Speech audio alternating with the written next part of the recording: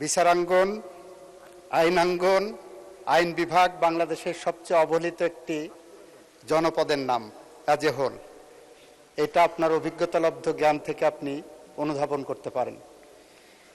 এই মন্ত্রণালয়ের দায়িত্ব নেওয়ার পর থেকেই আমি বলছিলাম আমার দেশের আদালতগুলোতে যথেষ্ট এজলাস আমার নাই। এখানে বিচারকদের আবাসন সমস্যা আছে। চৌকি আদালতগুলোতে আমাদের ভবন নাই। দীর্ঘদিন ধরে আমরা ক্যাবিনেটেও কথা বলেছি এবং গত বাজেটে মাননীয় প্রধানমন্ত্রী বিশেষ বরাদ্দ হিসেবে আমাদেরকে 500 কোটি টাকা অতিরিক্ত বরাদ্দ করেছেন কিছু সমস্যা সমাধানের জন্য।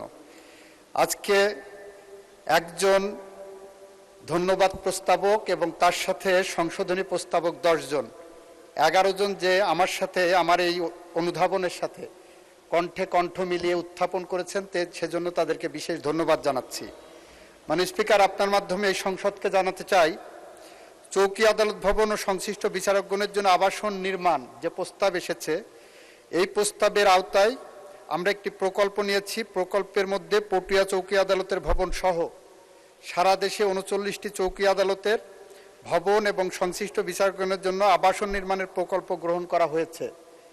প্রকল্পটি অনুমোদনের লক্ষ্যে পরিকল্পনা কমিশনের ভৌত অবকাঠামো বিভাগে পিইসি সভা অনুষ্ঠিত হয়।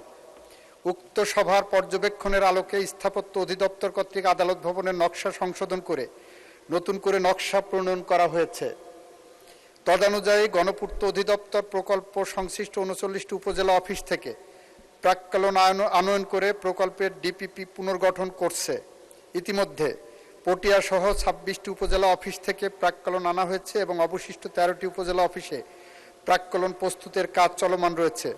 উক্ত 13টি উপজেলা অফিসের প্রাক্কলন প্রস্তুত সম্পন্ন করা হলে প্রকল্পটি অনুমোদনের জন্য পরিকল্পনা কমিশনে প্রেরণ করা হবে।